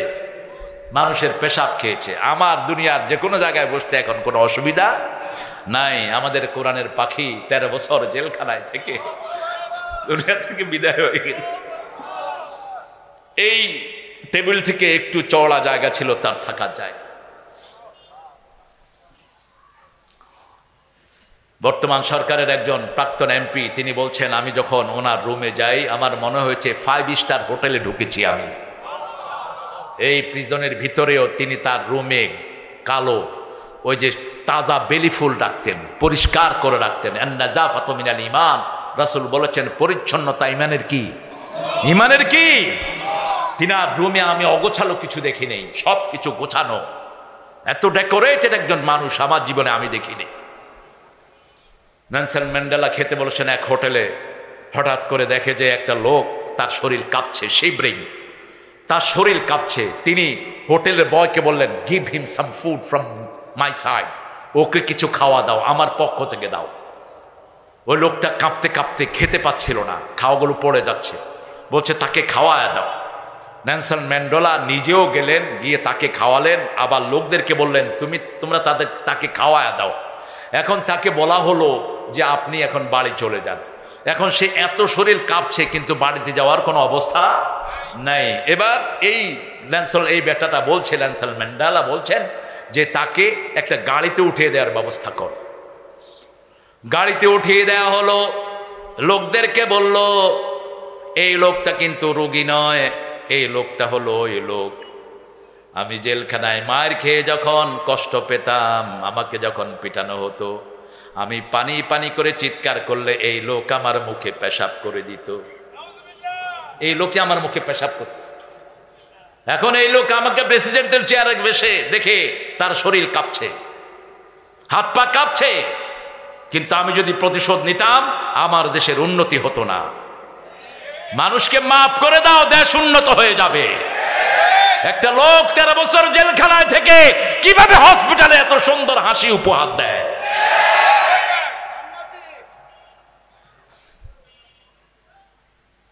কি সুন্দর হাসি! আহা, দিয়ে গেলে জান্নাতেরই হাসি উপহার, কোরআনের পথে চলবো মোরা, এই তো অঙ্গীকার। ঠিক কিনা? কি সুন্দর হাসি দিয়ে চলে গেলেন। আপনি যদি প্রতিশোধ না নিতে পারেন, রাসূল সাল্লাল্লাহু আলাইহি ওয়াসাল্লাম বলছেন সবচেয়ে বড় যোদ্ধাকে জানো যে লোকটার প্রতিশোধ নেওয়ার ক্ষমতা আছে কিন্তু প্রতিশোধ নেয় নেই, এ হলো সবচেয়ে বড় বীর। আল্লাহ কি কিয়ামতের ময়দানে অনেক বড় পুরস্কার দান করবেন। কারো প্রতিশোধ নেবেন না, মাফ করে দিবেন। অর্ডিনারি পারসন, তার খুব বেশি আমল কিচ্ছু নাই, নামাজ পড়তো, রোজা রাখতো, তবে একটা আমল তার খুব ভালো, সে মানুষকে ঋণ দিত। মানুষকে কি দিত? ঋণ দিত। এই ঋণের ব্যাপারে চাপাচাপি করতো না, যে দিতে পারত তার থেকে নিত, যে দিতে পারত না তাকে তিনি মাফ করে দিতেন। এবার আল্লাহ বলবেন, সাক্ষী থাক আমার ফেরেশতারা, আমার গোলামদের উপরে যেভাবে এই লোকটি ইহসান করেছে তার উপরে এইভাবে ইহসান করে তাকে জান্নাত দিয়ে দাও। মানজালনা আলাইকাল কোরআন লিতাশকা, যত কষ্টেই হোক, যত ব্যথাই হোক, আপনার ব্যথার সাথীকে, ব্যথার সাথীকে এই কোরআন। যখনই কোরআন পড়বেন ব্যথা দূর করে দিবেন কে? আল্লাহ রাব্বুল আলামিন। তারপরে বলছেন ইল্লা তাযকিরাতান লিমান ইয়াখশা, এটা হলো উপদেশ বাণী, এটা হলো তাযকিরা, রিমেম্বারেন্স, তাযকিরা, যিকরা বলেছেন আল্লাহ রাব্বুল আলামিন অন্য জায়গায়, ইন্না ফি যালিকা লাযিকরা লিমান কানা লাহু কলব, সূরা কাফ, আও আলকাস সামআ ওয়া হুয়া শাহীদ। এই কোরআনের ভিতরে আমাদের জন্য উপদেশ বাণী রেখেছেন কে? আল্লাহ রাব্বুল আলামিন রেখেছেন। কোরআন মানুষের জন্য উপদেশ বাণী, যারা কোরআনের উপদেশ মানে তাদের দুনিয়াও সফল, আখিরাতও। যে কোনো জায়গায় যাবেন কোরআনকে সাথী করবেন। কোরআন থেকে যারা মুখ ফিরায়, সূরা মুদ্দাসসিরের শেষে আল্লাহ রাব্বুল আলামিন, এই সূরা তাহার শেষে আল্লাহ বলছেন, আমান আ'রাদা আন যিকরি ফাইন্না লাহু মাঈশাতান দনকা ওয়া নাহশুরুহুম ইয়াওমাল কিয়ামাতি আ'মা। আমরা মনে করি দুনিয়ার জীবনটা কোনো মতে চলে যাক, মৃত্যুর পরেই তো শান্তি পাবো না। দুনিয়ার জীবনটা যদি কোরআনের পথে না কাটাই, এত কষ্টের জীবন সামনে আসবে যেটা আমরা কল্পনাও করতে পারি না। ঠিক কিনা? কি কষ্টের জীবন অপেক্ষা করছে। আপনার প্রতিটি কাজের হিসাব নেবেন কে? ইয়াউমা ইয়াকুমুন নাসু লিরাব্বিল আলামিন। সূরা মুতাফফিফিনের ভিতরে আল্লাহ বলছেন প্রত্যেকটি মানুষ আল্লাহর সামনে দাঁড়াতে হবে, নেতা হিসাবে না। আপনি আজকে নেতা, সল্লার পোলা তল্লা, বিরাট নেতা, সামনে লোক, পিছনে লোক, ডাক দিলেই অসংখ্য পাইক পেয়াদা, কিন্তু যখন ক্ষমতা চলে যায় দুনিয়াতেই দেখা যায় তাকে আর কেউ পোষেও না, ঠিক না ঠিক? আর আখিরাত তো বড় জিনিস। ইয়াউমা ইয়াফিরুল মারউ মিন আখিহি ওয়া উম্মিহি ওয়া আবিহি ওয়া সাহিবাতিহি ওয়া বানিহি। মানুষ তার আব্বা থেকে ভেগে যাবে, ভাই থেকে ভেগে যাবে, বিবি থেকে ভেগে যাবে, সংসার থেকে ভেগে যাবে। লিকুল্লি ইমরিম মিনহুম ইয়াউমাইদিন শানুই ইউগনি। কেউ কোনো কাজে আসবে না। ফরদান বেফরদিন, একা ইয়াউমাল কিয়ামাতি আতিহিম ফারদা, একা আসতে হবে আল্লাহর সামনে। কি করেছেন সব কিছু হিসাব তিনি নিবেন। কত মানুষের জমি চুরি করেছো, জমি চোর আছে না নাই? চাকরি চোর আছে না নাই? মুরব্বীদের পয়সা খায় ফেলে এরকম ডাকাত আছে না নাই? আহা, বৃদ্ধ ভাতা চালু হয়েছে এখন, বয়স্ক ভাতা। সেই বয়স্ক ভাতা পর্যন্ত বিভিন্ন রকমের নেতারা খায়া ফেলে। করোনার চাল পর্যন্ত খাইছে। করোনা কয় তুই চাল খাইছ তো আমি তোরে খামু। আর এখন শুরু হয়েছে ডেঙ্গু। আল্লাহ আমাদেরকে হেফাজত করেন। বিশ্বাস করেন, ডেঙ্গু যারা কোরআন মানে এদেরকে কিচ্ছু করবে না। ডেঙ্গু খুঁজে খুঁজে ধরে হারামখোরগুলোকে। ডেঙ্গুর আমি নাম দিয়েছি রহমতুল্লাহ আলাই। ওনার জন্ম হয়েছে এসির পানিতে। এসির পানি, কত মানুষের রক্ত চুষে তুই বাড়িতে এসি লাগাস, ঠিক না ঠিক? 30,000 টাকা বেতনে চাকরি করে, বগুড়া উপশহরে তার 6টা বাড়ি। এরকম ডাকাত আছে না নাই? কোত্থেকে এসেছে টাকা? সব জনগণের সম্পদ। বাংলাদেশের মতো ঘুষখোর বোধহয় আল্লাহ জমিনে আর কোন দুনিয়ায় কোন জায়গা। সব হা করে থাকে ঘুষ খাওয়ার জন্য। মাথায় টুপি টাপা দিয়ে অফিসে বসে জিকির করে ঘুষ ঘুষ ঘুষ ঘুষ ঘুষ, সুবহানাল্লাহ, ঘুষ।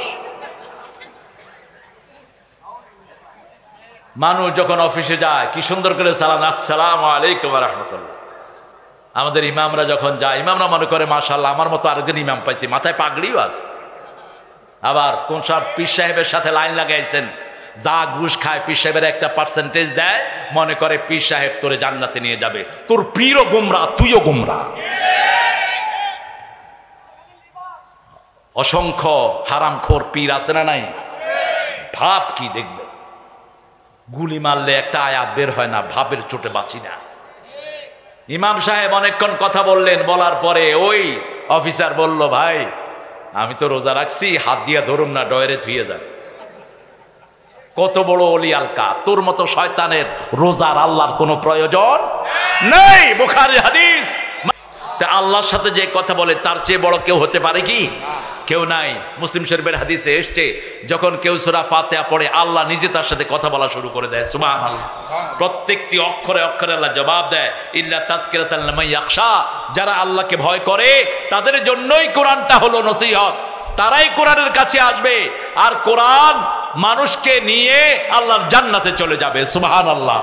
রাসূল সাল্লাল্লাহু আলাইহি ওয়াসাল্লাম বলছেন, সূরা মুলক যারা পড়বে, রাতের বেলায় যারা পড়বে, ওই মানুষটি যখন মারা যাবে সূরা মুলক আল্লাহর সাথে বলতে থাকবে, আল্লাহ আপনি বলেছেন আমার বন্ধুকে মাফ করে দিবেন। এই যে আমার বন্ধু প্রত্যেক দিন আমাকে পড়তো, আপনি তাকে মাফ করে দেন। মাফ করে দেয়া পর্যন্ত সূরা মুলক তার পাশে দাঁড়িয়ে থাকবে।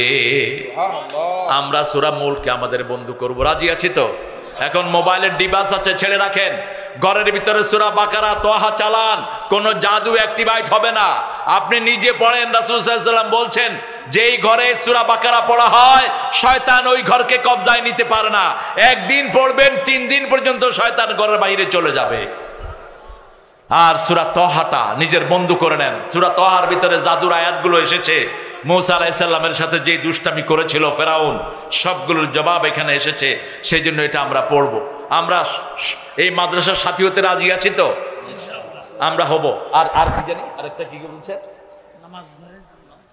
নামাজ ঘরের জন্য মসজিদ। ও মসজিদের জন্য আপনারা খেয়াল রাখবেন। আমাদের চেয়ারম্যান সাহেবকে, আমাদের এমপি সাহেবকে অনুরোধ দিবেন, কারণ এমপি সাহেবের ওখানে বাজেট থাকে, একটা কোটা থাকে, সেখান থেকে ইনশাআল্লাহ আপনারা পেয়ে যাবেন। আর আমাদের যে কমিশনার আছে এই ভাইকে নিয়ে চেয়ারম্যানের সাথে আলাপ করে ইউনিয়ন পরিষদের পক্ষ থেকেও মসজিদের কোটা থাকে, এগুলো আপনারা নিয়ে নেবেন ইনশাআল্লাহ। আমার মরহুম আব্বার রুহের মাগফিরাত কল্পে খাস দোয়া করবেন। শেষ মোনাজাতে যিনি আপনার মধুবাগের বাসায় গিয়েছিলেন, কে এটা? এত লেখছেন কেন?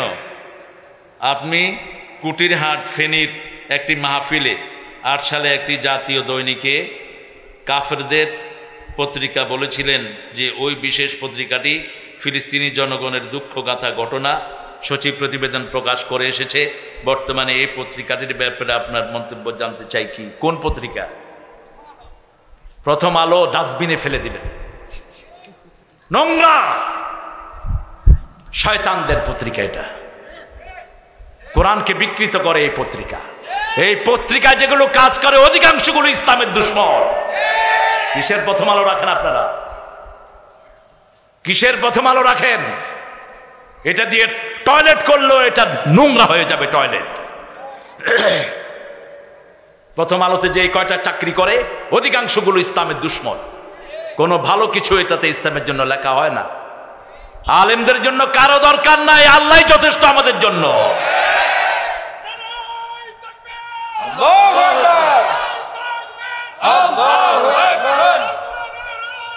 সংসদে জালো আল কোরআনের আলো, এক হও জিহাদ করো।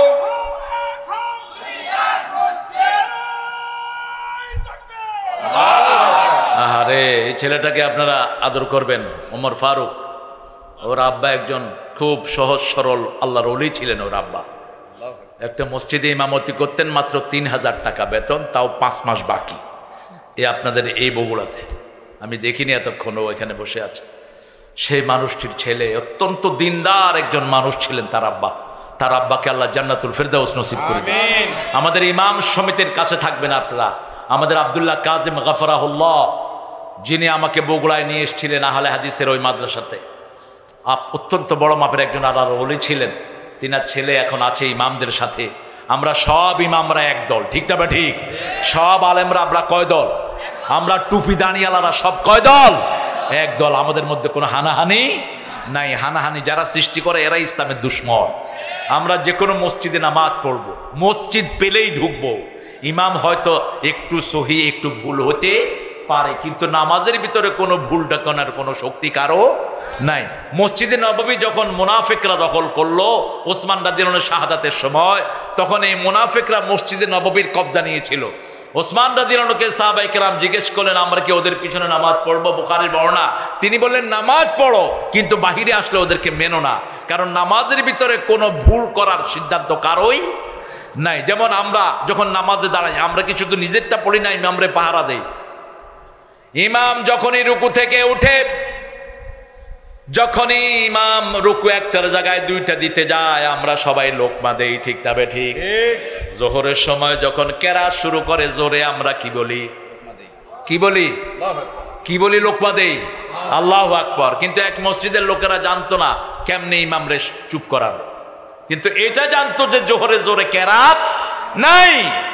পিছন থেকে একজনে কয় চুপ, সামনে 2 জনে উঠা কর তুই চুপ।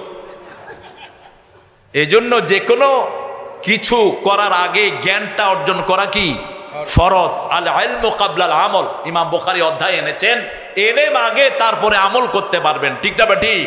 এলেম যদি হয় অল্প আমলেই আপনি জান্নাত পেয়ে যাবেন। যেমন রাসূল সাল্লাল্লাহু আলাইহি ওয়াসাল্লাম বলছেন, কেউ যদি রাতের বেলায় সুবহানাল্লাহি ওয়া বিহামদিহি সুবহানাল্লাহিল আযীম 100 বার পড়ে, ওই রাতে সে মারা গেলে তার চেয়ে শ্রেষ্ঠ মওত কারো হবে না। সুবহানাল্লাহি ওয়া বিহামদিহি পর্যন্ত তিনি বললেন। সকাল বেলায় যদি কেউ এটা 100 বার পড়ে, ওই দিন সে মারা গেলে তার চেয়ে শ্রেষ্ঠ মওত কারো হবে না, শুধু তার ছাড়া যে তার চেয়ে বেশি পড়েছে।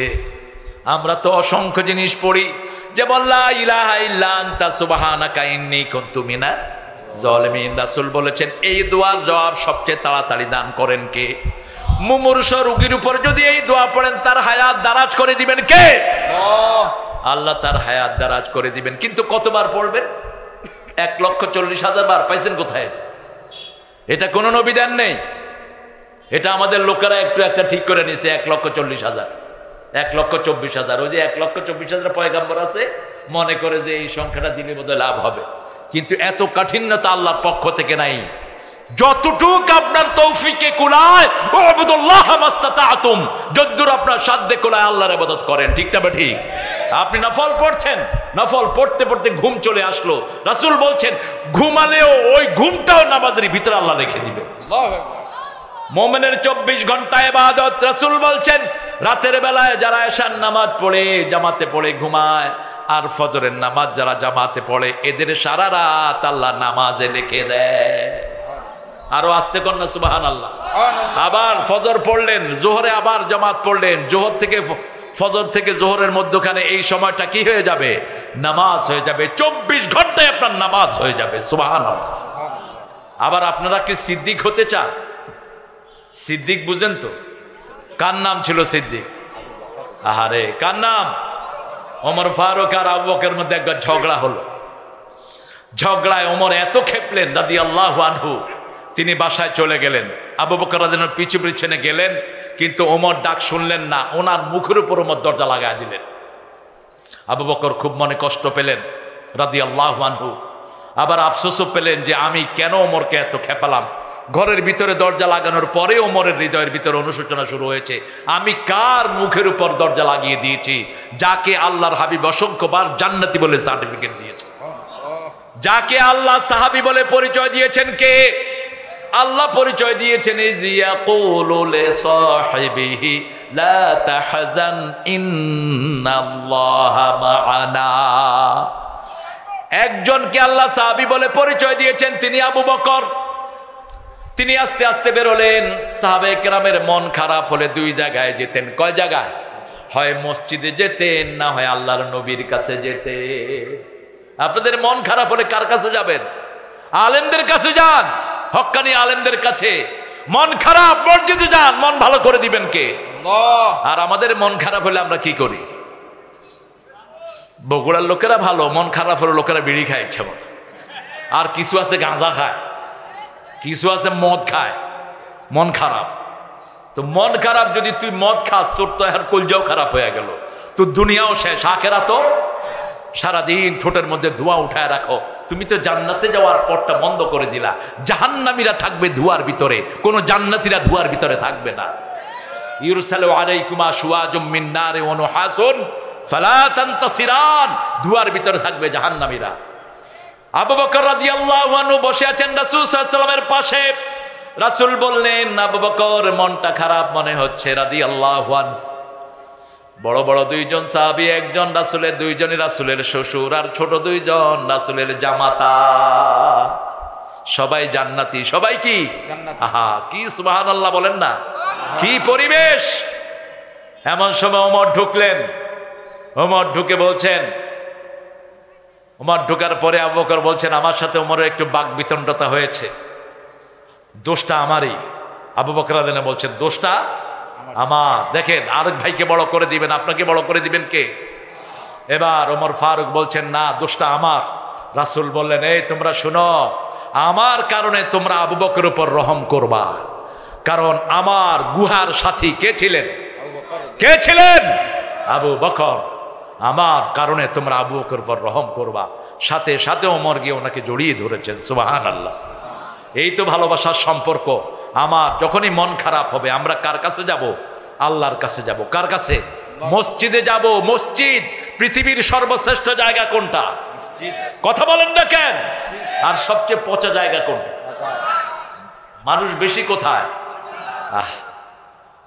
এই বাজারে যদি আবার ইমানের সাথে থাকতে পারেন, নবীদের সাথে আল্লাহ আপনার হাসর করে দিবেন। আল্লাহ রাব্বুল আলামিন বলছেন, কোরআনকে তোমার দুঃখ বলার, যন্ত্রণা ভোলার একমাত্র বাহন করবা, ইল্লা তাযকিরাতান লিমান ইয়াখশা। এটা শুধু আল্লাহকে যারা ভয় করে তাদের জন্যই কোরআন নসিহা। কোরআন পড়বেন না এমন কোনো দিন যেন না যায়। প্রতিদিন অন্তত 5টা সূরা পড়তেন রাহমাতাল লিল।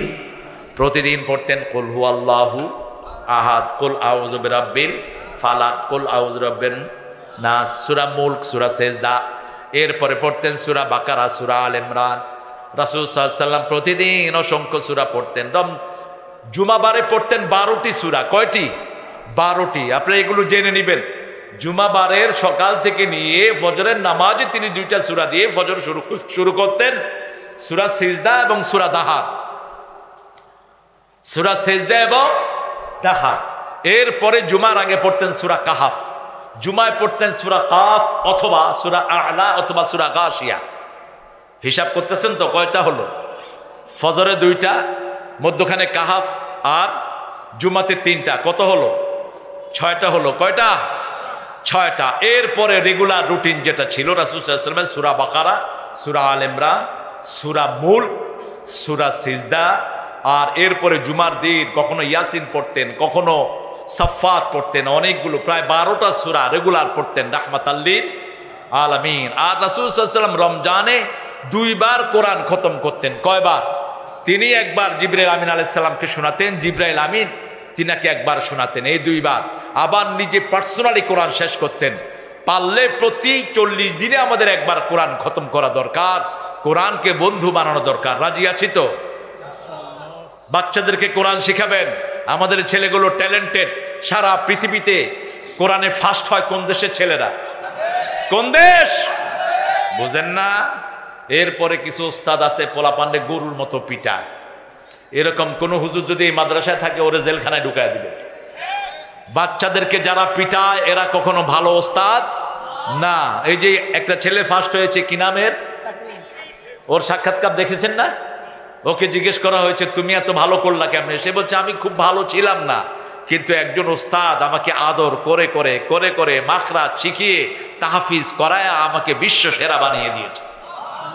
আবার সে যখন মদিনায় কম্পিটিশনে গিয়েছে, তার ওস্তাদ বলেছে আমি দেখতাম সে রাতে সারা রাত পড়তো, আর ঠিক শেষ রাতে গিয়ে মসজিদে নববীতে দাঁড়িয়ে আল্লাহর কাছে কাঁদতো, আল্লাহ যেন তাকে ফার্স্ট করে দেয়।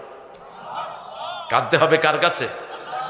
মিস হবে না, চোখের পানি মিস নাই। যারা রাতে দাঁড়ায় 5টা উপকার হয়। কয়টা?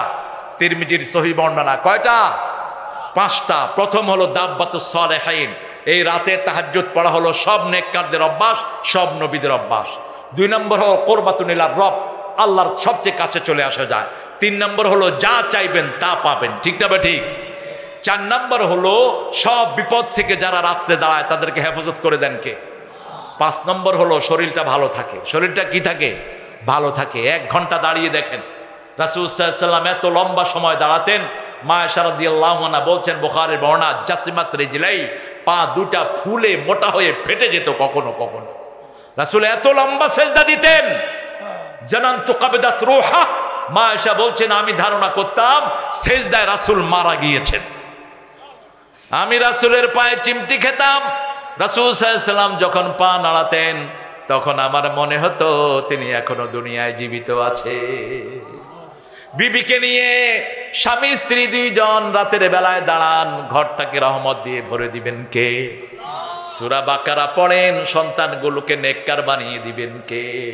আমি দেখেছি আমার জীবনে, আমাকে অনেক গার্জিয়ানরা এসে বলে মেয়ে কথা শুনে না, ছেলে কথা শুনে না, এরকম পরিবার আছে না নাই? বলছি বাবা শুধু সূরা বাকারাটা পড়েন। কয় হুজুর পারি না। বলছি কাউকে দিয়ে পড়ান। 2 সপ্তাহ 3 সপ্তাহ পরে মিষ্টি নিয়ে আসছে, কয় ছেলেও নামাজ পড়ে মেয়েও নামাজ পড়ে, একটু টেস্ট করে দেখেন। সূরা বাকারা। কোন সূরা? সূরা বাকারা। আর সূরা তহাটাকে বন্ধ করেন। আর ওগুলো সকাল বিকাল 5 ওয়াক্ত নামাজে রাসূল একটা নামাজেও ছাড়তেন না। কুল হুয়াল্লাহু, কুল আউযু বিরাব্বিল, কুল আউযু বিরাব্বিন নাস। মাগরিবে পড়তেন 3 বার 3 বার, ফজরে 3 বার 3 বার, আর বাকি নামাজগুলোতে কয়বার? 1 বার 1 বার। আবার বলতেন যখনই তিনি দুঃখ অনুভব করতেন তখনই তিনি 3টা সূরা পড়তেন আর বলতেন কাফাতা কাফাতা কাফাতা, যথেষ্ট যথেষ্ট যথেষ্ট। সুবহানাল্লাহ। আজকে রাতে গিয়ে সূরা বাকারার শেষ 2 আয়াত পড়ব, তাহলে ঘুমিয়ে থাকবো, আমল নামায় শুধু নামাজের সওয়াব উঠে থাকবে। সুবহানাল্লাহ। শেষ 2 আয়াত মনে থাকবে তো?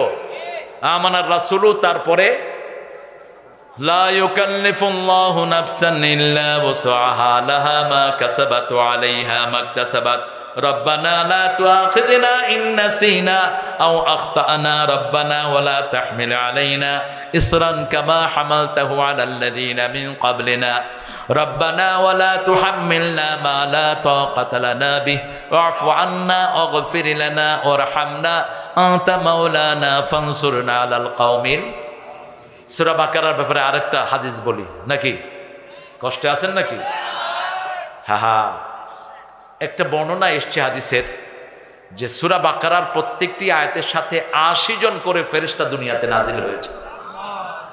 এটার চেয়ে বরকতি সূরার একটাও নাই। তবে সওয়াবের দিক থেকে সবচেয়ে বেশি হলো সূরাতুল ফাতিহা, সূরাতুল ফাতিহা। আর বরকতের দিক থেকে সানামুল কোরআন, রাসূল বলেছেন সূরা ফাতিহা হলো কোরআনের সানাম।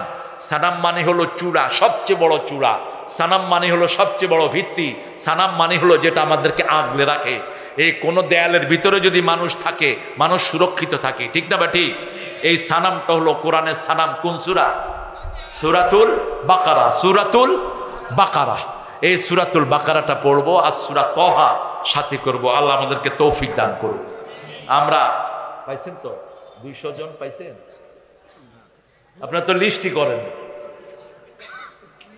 আরে কি রে, কি হয়েছে রে, কি হয়েছে রে? একটু পড়েন সুবহানাকা আল্লাহুম্মা ওয়া বিহামদিক আশহাদু আন লা ইলাহা ইল্লা আনতা আস্তাগফিরুকা ওয়া আতুবু ইলাইক। এই আতরটা আপনাদের পক্ষ থেকে আমি দেই একটু, এই সবাই দিবেন মাশাআল্লাহ। একটু কি গজল বলতাম বলেন? হ্যাঁ, তুমি শুনছো প্রিয় রাহবার? আলহামদুলিল্লাহ।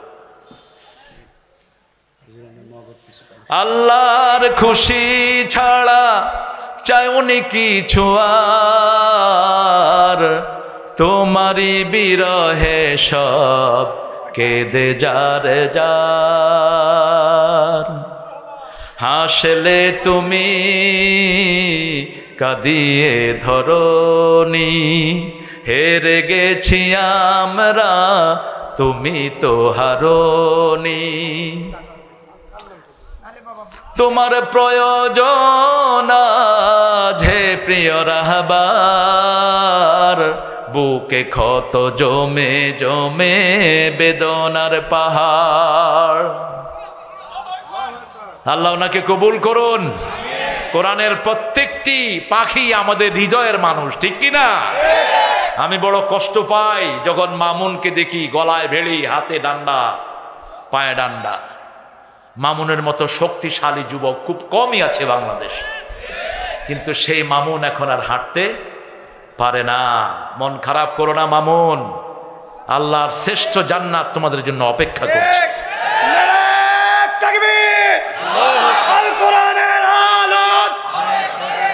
সংসদে জালাম তোমার নেতা আমার নেতা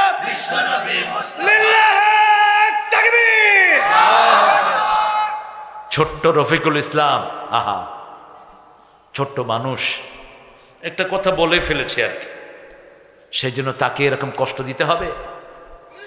কি মনে করেছেন? আর জুলমু জুলমাতুন ইয়াউমাল কিয়ামা, রাসূল বলছেন জুলমটা হলো অন্ধকার। যারা জালেম চোখে কিছুই দেখবে না, জাহান্নামে পড়ে যাবে, পুলসিরাতের পোল কেটে কেটে জাহান্নামের ভিতরে পতিত হবে।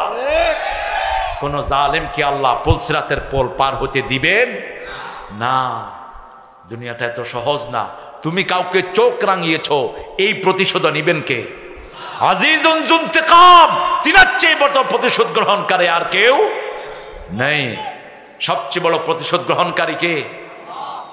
মুনতাকিমুন, তিনি বলেছেন সূরা সিজদার ভিতরে, আমি প্রতিশোধ গ্রহণকারী। যারা অপরাধ করে তাদের প্রতিশোধ গ্রহণ করবেন কে? আল্লাহ। আমাদের সবার জন্য দোয়া করা উচিত। আমরা ইনশাআল্লাহ চেষ্টা করব আমরা যেন কোরআনের পক্ষে থাকতে পারি। আল্লাহ তৌফিক দান করেন।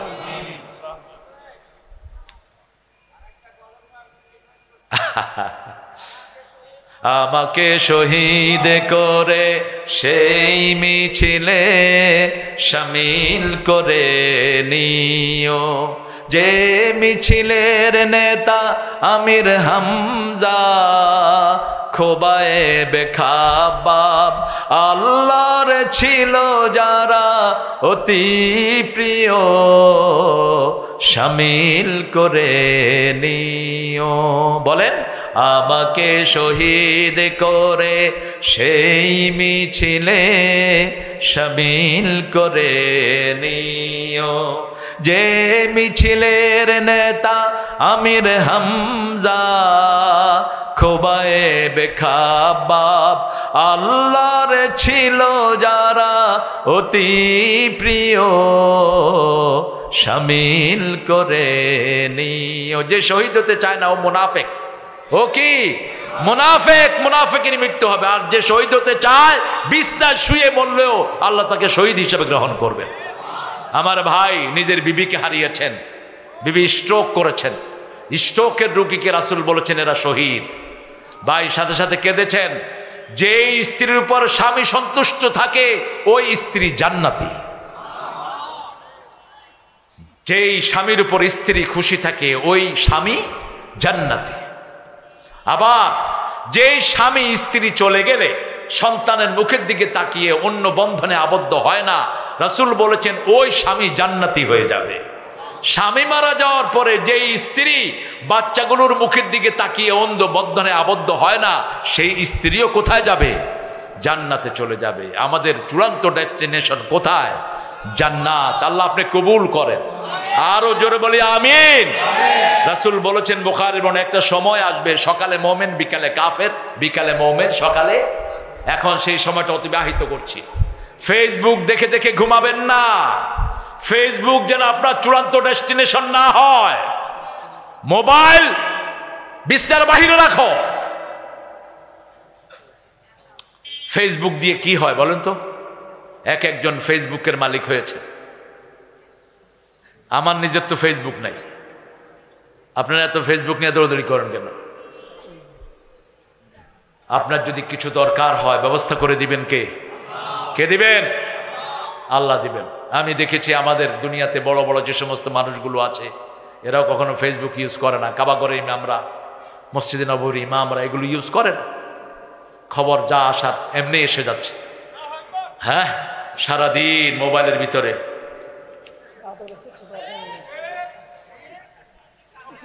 খালি টানাটানি। কি করতেছে? খালি টানাটানি। মসজিদে সালাম ফিরে ইমাম সাহেব, কি আশ্চর্য কথা। আস্তাগফিরুল্লাহ বলেন। এই যে আঙ্গুলের সেন্সার ধ্বংস করে দিচ্ছেন, আঙ্গুলের সেন্সার। এখন হার্ট হসপিটালে গেলে দেখবেন সবচেয়ে বেশি হলো 15, 20, 30 বছরের যুবকেরা হার্ট হসপিটাল ভর্তি। লিভার শেষ, চোখ শেষ, হার্ট শেষ। কোরআন শরীফ পড়েন, লিভার ভালো হবে, চোখ ভালো হবে, হার্ট ভালো হবে। আর যা দেখবেন সব নষ্ট, সব কি নষ্ট হয়ে যাবে। আল্লাহ আমাদেরকে বুঝার তৌফিক দান করুন। আর কোন কথা? আমার যখন ফুরাবে দিন, আসবে গহীন রাতে, থেকো আল্লাহ এ জীবনে হয়ে চির সাথী, আসবে গহীন রাতে। বলেন, আমার যখন ফুরাবে দিন, আসবে গহীন রাতে, জীবন নদীর দেউকুল জুড়ে আসলে অমানিসা, থাকবে না রে দু চোখে একটু আলো দিশা। সেদিন আমার, সেদিন আমার, সেদিন আমার অন্ধ চোখে তুমি আলোর জ্যোতি, আসবে গহীন রাতি। সবচেয়ে বড় বন্ধু কে? কে সবচেয়ে বড় বন্ধু? আজকে রাতে গিয়ে লম্বা করে 2 রাকাত নামাজ পড়বো, রাজি আছি তো? লম্বা একদম, একটা সূরা 20 বার পড়েন, কোনো অসুবিধা নাই। রাসূল বলেছেন যারা সূরা ইখলাস 10 বার পড়ে জান্নাতে আল্লাহ তাদের জন্য প্রাসাদ বানায় দেয়। আপনি 100 বার পড়েন না, 10টা প্রাসাদ হবে। ঠিক না বাটি? সাহাবায়ে কেরাম বলেন, ইয়া রাসূলুল্লাহ আমি বেশি পড়লে কি বেশি প্রাসাদ হবে? আল্লাহর হাবিব বলছেন সাল্লাল্লাহু আলাইহি ওয়াসাল্লাম, যত বেশি পড়বা তত বেশি প্রাসাদ আল্লাহ বানায় দিবেন। 2 রাকাত নামাজ পড়েন আধা ঘন্টা সময় ব্যাপী, দেখেন আপনার শরীর কি ভালো অনুভব করে। আমিনুল ইসলাম 500 টাকা। আপনার যারা যাবেন উঠবেন আপনার প্রত্যেকেই দান করবেন, এদের খরচটা কম হয়। হ্যাঁ হ্যাঁ একখানে করেন, পকেটে ঢুকান, প্রত্যেকে দিবেন। আমি দাবি রেখে গেলাম আপনাদের কাছে। আমরা এখন মোনাজাতের দিকে যাবো ইনশাআল্লাহ। অনেক রাত হয়েছে, দোয়া না করে যাব না, আর প্রত্যেকে আমরা শামিল হব ইনশাআল্লাহ। আজকে অত্যন্ত মোবারক রাত, এই রাতে আপনারা তাহাজ্জুদ পড়বেন এবং শামিল হবেন ইনশাআল্লাহ। প্রত্যেকেই দান করবেন, একজন ভাই বোনও আমরা বাকি পড়বো না। আমরা দোয়ার দিকে যাচ্ছি, আপনার দানে শামিল হয়ে যাবেন। আর কোনো কথা আছে, কেউ কথা বলবে? আল্লাহুম্মা আমিন। লা ইলাহা ইল্লা হুয়াল হালিম সুবহান রাব্বিল আরশিল আযীম। আল্লাহুম্মা সাল্লি ওয়া সাল্লিম আলা নাবিয়িনা মুহাম্মদ ওয়া আলা আলিহি ওয়া সাহবিহি আজমাইন। রব্বানা যালামনা আনফুসানা ওয়া ইন লাম তাগফির লানা ওয়া তারহামনা লানাকুনান্না মিনাল খাসিরিন। ছোট কুমিরা নুরানি হাফিজিয়া মাদ্রাসা ও এতিমখানা বগুড়ার উদ্যোগে আয়োজিত ঐতিহাসিক ইসলামী জলসায় বসে হাজার হাজার নরনারী নিয়ে ভিক্ষার হাত তুলেছি। আমাদের জীবনের গুনাহগুলো মাফ করে দাও। আজকের নামাজ, আজকের রোজা সহ সারা জীবনের আমল তোমার শাহী দরবারে কবুল করো। তার হাদিয়া সমস্ত আম্বিয়া কেরামের আরওয়াহ মোবারকে পৌঁছায় দাও। বিশেষ করে যেই নবী আলাইহিস সালাম সারা জীবন উম্মতি বলে কেঁদেছেন, সেই নবী আলাইহিস সালামের রওজা মোবারকের সওয়াব পৌঁছিয়ে দাও। এই পর্যন্ত যত মুমিন মুমিনাত মুসলিম মুসলিমাত চলে গেছে সবার আরওয়াহে সওয়াব পৌঁছিয়ে দাও। আল্লাহ, আমরা যারা এখানে হাত তুলেছি অনেকের আব্বা আম্মা দুনিয়ায় নাই, পিতামাতার ঋণ কোনো সন্তান শোধ করতে পারে না। পিতামাতার কবরকে জান্নাতের বাগান বানাও, বেহেশতের পোশাক তাদের গায়ে পরায় দাও। যাদের পিতামাতা বেঁচে আছে হায়াত দারাজ করো। রব্বির হামহুমা কামা রাব্বায়ানি সগীরা। আল্লাহ রাব্বুল আলামিন এই মাহফিলটা যারা আয়োজন করলেন, আমাদের কাজী সাহেব সহ তার ছেলেগুলো বড় কষ্ট করে এই মাহফিলটার আয়োজন করেছেন, যারা সবাইকে আপনি জান্নাতুল ফেরদাউস দান করে দিয়েন। এই মাদ্রাসাটা খানাকে মসজিদে নববীর মতো আপনি কবুল করে নিয়েন। আমাদের সভাপতি আতিকুর রহমান বাদল ভাইকে আপনি কবুল করেন। আবুল বারাকাত মোহাম্মদ ঈসা সাহেবকে আপনি কবুল করেন। আল্লাহ, আমাদের প্রধান অতিথি আমিনুল ইসলাম রাগিবুল আহসান রিফু ভাইকে আপনি কবুল করেন। আমাদের আমিনুল ইসলাম সাহেবকে আপনি কবুল করেন। যত মেহমানের নাম লিফলেটে এসেছে সবাইকে আপনি মাফ করে দেন। আল্লাহ, আমাদের এই কাজী সাহেবের বিবি মারা গেছে, তাকে আপনি জান্নাতুল ফেরদাউস নসিব করেন। তার পরিবারের 12-13 জন সদস্য পিছনের কবরস্থানে শুয়ে আছে। আল্লাহ, তাদের কবরকে জান্নাতের বাগান বানায়া দেন। সেই সাথে বাংলাদেশের সকল কবরস্থানের মাগফিরাত সব লোকদেরকে আপনি মাফ করে দেন। আল্লাহ, আমরা যারা এখানে হাত তুলেছি আমাদের সবাইকে কবরের সামান জোগাড় করার তৌফিক দান করে দেন। আল্লাহ, আমাদের ছেলে মেয়েদেরকে আপনি হেদায়েত নসিব করেন। এই মাদ্রাসা সহ বগুড়ার সকল মাদ্রাসা স্কুল কলেজকে দিনের মারকাজ বানায়া দেন। আল্লাহ, আমাদের যত মা বোন এসেছেন মা আয়েশা ফাতেমা রাদিয়াল্লাহু আনহার মতো কবুল করেন। আমাদের সকল ভাইদেরকে সাইয়েদনা হামজা রাদিয়াল্লাহু আনহুর মতো কবুল করেন। আল্লাহ, ফিলিস্তিনকে আপনি হেফাজত করেন। আল্লাহ, ইহুদির বাচ্চাদেরকে ধ্বংস করে দেন। খুযহু মাখযা আদিদিল মুক্তাদির। হে আল্লাহ, যেমনি নমরুদ ফেরাউনকে ধ্বংস করেছেন সেইভাবে তাদেরকে নাস্তানাবুদ করে দেন। আল্লাহ, আমাদেরকে ফিলিস্তিনের পাশে গিয়ে দাঁড়ানোর তৌফিক দান করেন। বাইতুল আকসাকে আপনি হেফাজত করেন। আল্লাহ, সারা দুনিয়ার মুসলমানদেরকে এক করে দেন। সারা দুনিয়াতে যারা ইসলাম জানে না তাদেরকে ইসলামের জন্য আপনি কবুল করেন। আল্লাহ, বাংলাদেশের সব অন্য ধর্মের লোকদেরকে ইসলামের জন্য কবুল করেন। আমাদের দেশের police, RAB, BDR, border guard যারা আছে সবাইকে ইসলামের জন্য কবুল করেন। ডিসি, এসপি আর যারা আছে সরকারি কর্মকর্তা সবাইকে ইসলামের জন্য কবুল করেন। আল্লাহ, অনেক সুন্দর কথা বলে আমার মাসুদকে আপনি কবুল করেন, সুফিয়ানকে আপনি কবুল করেন। যতজন আলেম কোরআনের পক্ষে কথা বলে এদেরকে আপনি কবুল করেন।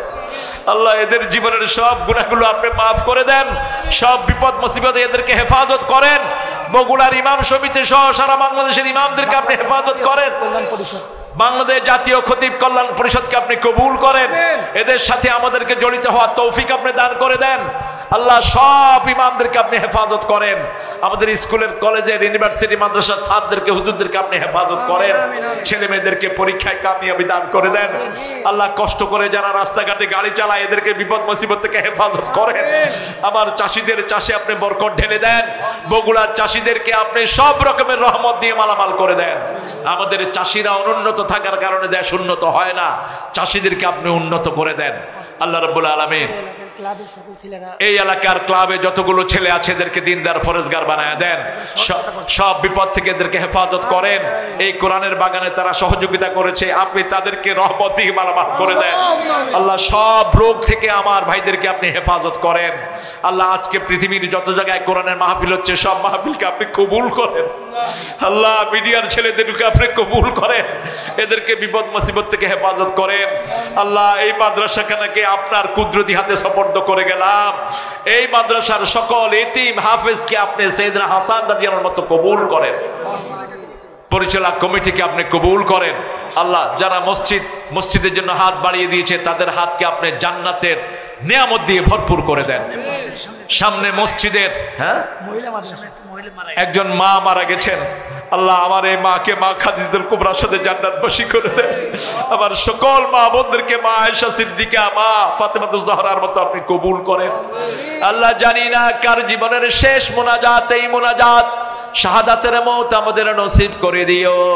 মৃত্যু যখন দুয়ারে আসবে জবানে জারি করে দিও লা ইলাহা ইল্লাল্লাহু মুহাম্মাদুর রাসূলুল্লাহ।